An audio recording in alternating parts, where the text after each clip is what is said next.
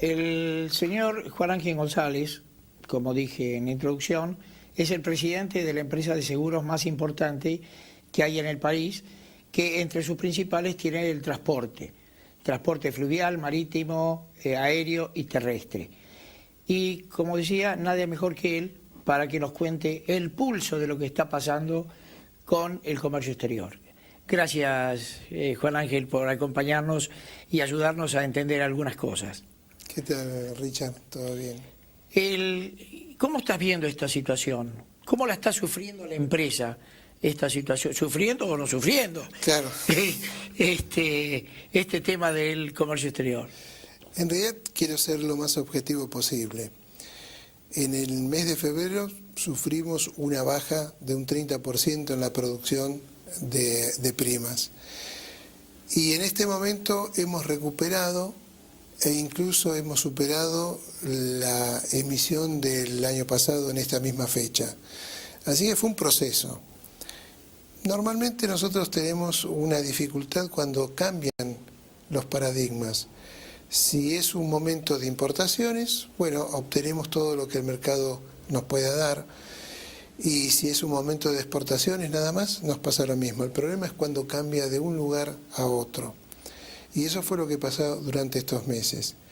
En este momento es interesante porque hemos recuperado una posición en el mercado. ¿Cuáles productos son los que, si es que lo recordás, los que más sufrieron el parate, o si fue generalizado? No, fue generalizado. En principio fue, digamos, algo generalizado, pero con el tiempo nosotros vemos que hay una recuperación en todo lo que sean importaciones de maquinarias, lo que es en la parte industrial. Nosotros nos dirigimos a un mercado, y en eso quiero hacer una aclaración. Somos la empresa más importante en seguros, pero dentro de lo que es transporte, ¿verdad? Porque hay otras empresas de seguros mucho más importantes que nosotros en general. Pero en este aspecto podemos decir que hay una recuperación de todo lo que sean operaciones de capital, cuestiones industrializadas. Yo sé que existen reclamos y quejas al respecto, pero también puedo decir que hubo una flexibilización en lo que se refiere a lo que es industria en general. Los equipamientos, máquinas y demás, significan inversiones, ¿no? Inversiones de capital. Sí. Más o menos, ¿qué nivel, qué pulso podés tener de estas inversiones? Respecto de la misma experiencia que tenés en años anteriores, ¿no es cierto? Insisto que en general hay una adecuación del mercado. Ahora me gustaría detenerme en la palabra inversiones, porque la inversión generalmente es una cuestión que está teñida de subjetividad. Dos inversores se juntan para obtener beneficios en un determinado lugar, y si tienen un compromiso con el lugar, probablemente reinviertan, pero lamentablemente los países periféricos en la economía no suelen ser atractivos para asentamientos de inversiones a largo plazo. Son inversiones, en principio eran golondrinas, eso ha dejado un poco de suceder en Argentina, pero aún así son inversiones de corto plazo. Entonces, cuando hablamos de inversiones, normalmente puede hacer inversión aquel que tiene un compromiso con el lugar, y no hay nadie mejor que tenga un compromiso que el habitante del lugar, donde tiene su familia, donde tiene futuro, donde piensa que sus nietos se van a desarrollar. Entonces, en ese aspecto me gustaría hacer ese distingo. Y creo que las inversiones, en este caso, están funcionando con todas las limitaciones del caso. Hubo inversiones muy importantes, pero son aquellas inversiones que no son industriales precisamente. Por ejemplo, en hotelería, porque tuvimos un boom turístico y entonces se han levantado una cantidad importante de hoteles 5 estrellas, no solamente en Buenos Aires, sino en el interior también. cosa que era impensable, tener un hotel 5 estrellas en capitales del interior. Y la otra, supermercados, consumo. Pero las inversiones de capital para producir y para quedarse y demás, eso estaba totalmente restringido. ¿Y la palabra es restringido o culturalmente no tienen esa vocación? Porque yo creo que la restricción normalmente puede tener un periodo acotado, pero si hay un impulso y una necesidad de desarrollarse en ese aspecto, no creo que nadie lo pueda parar. En eso es un poco como pasa con los hijos. Uno puede darles una tendencia, alentarlos en una determinada dirección, pero si hay una vocación definida, se desarrolla a pesar de los padres. Y creo que nosotros como país, hace ya 40, 50 años, hemos dejado de tener esa impronta industrial, que es lo que se necesita. Y recuerdo que en los años 60 había 6, 7, 8 fábricas de automóviles y muchas de ellas con diseño propio. En este momento no sé si hay fábricas o hay factorías. Esa es una gran fábrica no lo creo. Es una gran diferencia y entonces... grandes terminales donde se arman. Factorías. Entonces eso es lo que tenemos que desarrollar. Y ese desarrollo se da principalmente con educación, con un incentivo, con una forma de mostrar un ejemplo. Pero comienza, y a mí me gusta hacer hincapié en lo que es la neurolingüística. Comienza con esta cuestión que tenemos nosotros de ser muy críticos, y quizás sea una cuestión de genética, racial, pero somos críticos. En cambio, tener la paciencia de mostrar un camino y seguir ese camino con vocación, con tesón, con tenacidad. Claro, lo que pasa es que hay que creer mucho en un modelo, en sus dirigentes, para no ser crítico, porque lamentablemente mucha gente se siente decepcionada porque esperaba determinado tipo de bienestar, es decir, en un derrame que no se ha producido como se esperaba, entonces inevitablemente esa gente se transforma en crítico. Y después si el derrame, perdóname Richard, pero quiero detenerme en varias palabras tuyas. Si el derrame se refiere a algo económico y al bienestar, bueno, la curva de satisfacción económica siempre se va extendiendo, se va desplazando. Y es probable que nadie se acuerde que hace 10 años teníamos una apetencia y una necesidad que ya fueron satisfechas y queremos continuar.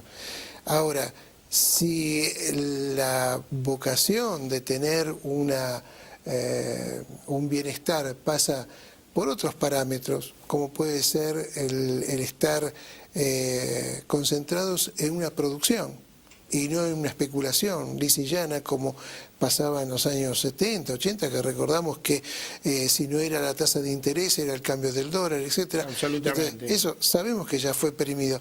Y quiero hacer una salvedad, no estoy defendiendo ningún modelo, ni estoy a favor ni en contra de un gobierno. Estoy diciendo que realmente esa crítica no tiene que pasar por un dirigente, tiene que pasar por nuestra actividad, por nuestra forma de ser, por nuestras apetencias.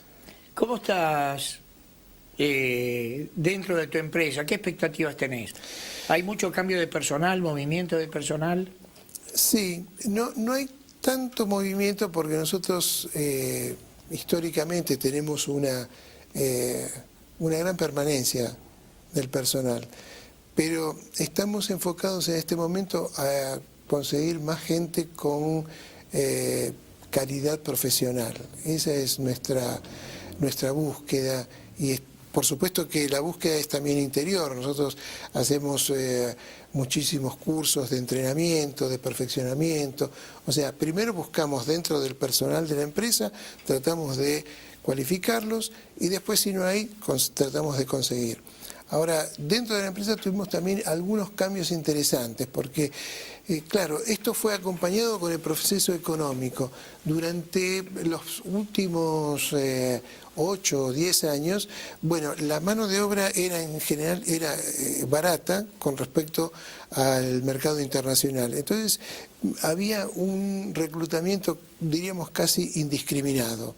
En este momento estamos redireccionando y buscamos un reclutamiento realmente más calificado. Hablaste de economía. ¿Cómo estás viendo este proceso, este modelo que tiene tanto que ver con la economía, ¿no es cierto? Porque, sin ninguna duda,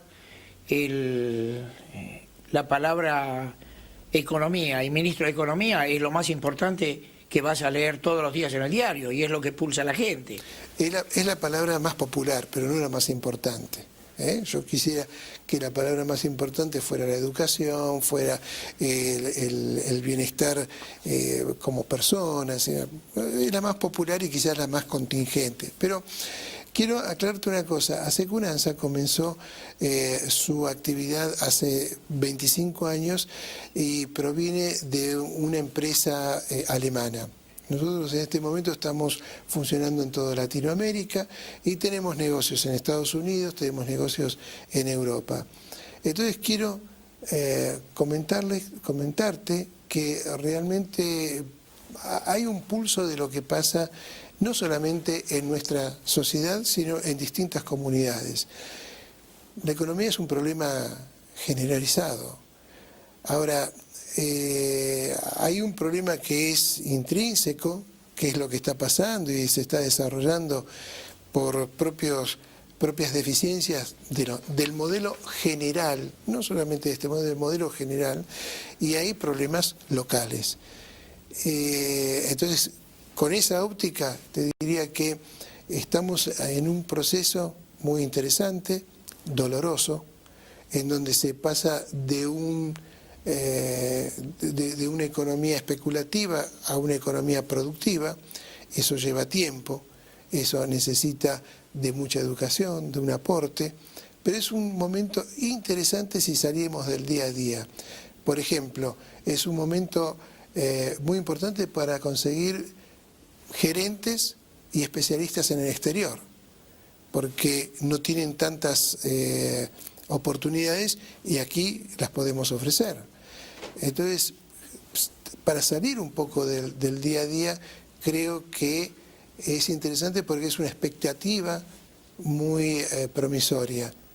Claro, cuando uno tiene que vivir en el día de hoy, se hace un poco difícil, y cuando vemos circunstancias como las que están ocurriendo hoy con los subtes y demás, y que la gente se carga de incomodidades, de angustias, de no poder llegar a trabajar, bueno, se hace difícil ver una perspectiva más amplia. Yo veo un malestar muy grande, es decir, es como una pelota al cual están mandando aire y aire y aire, y entre el gobierno nacional y el gobierno de la ciudad, que se tiran la pelota el uno al otro, lo que hacen es generar un malestar tan grande en la gente, porque como vos bien decís, la gente tiene dificultades para ir a trabajar, pierden el presentismo, tienen que viajar 1 hora antes o 2 de lo que acostumbraban a viajar, van a llegar a sí mismos 1, 2 o 3 horas más tarde.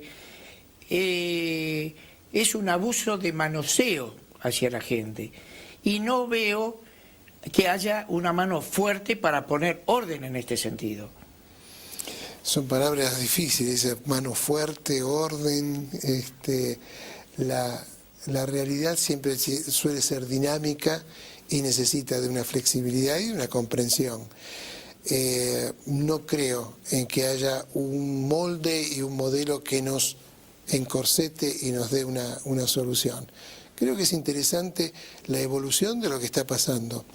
Ahora bien, también tiendo a, como decía el dicho popular, que la culpa no la tiene el chancho sino el que le da de comer, ¿no? Y me parece que los dirigentes no son seres extraterrestres que aparecen de pronto, sino que surgen del ámbito de la comunidad. Así que la comunidad tiene alguna responsabilidad al respecto de elegir como elige. Nosotros tenemos alguna responsabilidad, pero me parece más importante que poner el acento en quien dirige, es poner el acento en lo que nosotros somos. No necesito personalmente que nadie me diga lo que está bien o lo que está mal. Mi mamá me lo dijo de chiquito, y entonces no hay una dirección que nos pueda hacer conducir en determinado camino. Pero es un deber ineludible del dirigente que fue elegido para resolver los problemas de la gente, y la gente se siente que cada vez está más desprotegida. Richard, ahí también me gustaría disentir, y te agradezco la amplitud de criterio, pero el dirigente no puede solucionar problemas, no es un bombero que está solucionando problemas. El dirigente mantiene un marco donde se desarrollan las actividades. Y ahí me gustaría definir lo que es la palabra dirigente, porque generalmente se habla de dirigente político, pero hay muchos dirigentes. Están los dirigentes de una empresa, los dirigentes de un club de fútbol, están infinidad de dirigentes barriales, y creo que entonces de alguna manera todos somos responsables de esa cuestión. No quiero eludir ni quiero dejar de responsabilizar a quien corresponda, pero me parece más interesante poder ver que hay situaciones que no dependen de un tercero o de un Dios, ¿no? Pero a veces, no, pero cuando hay decisión política sobre, bueno, el tema de los subterráneos hay que resolverlo, y se baja una decisión política, se acabaron los dimes y diretes, el toma y daca. Es decir, el ministro de Trabajo tiene que, de alguna manera, poner un poco de orden en favor de la gente, independientemente de que tengan su cuota de razón los dirigentes en los paros para que se los llame a paritarias o lo que sea. Pero el que sufre es la gente, es el pobre contra el pobre. Vos no viajás en subte ni en colectivo, como yo tampoco. Nosotros, afortunadamente, no dependemos de eso, pero los millones que trabajan sí dependen de eso.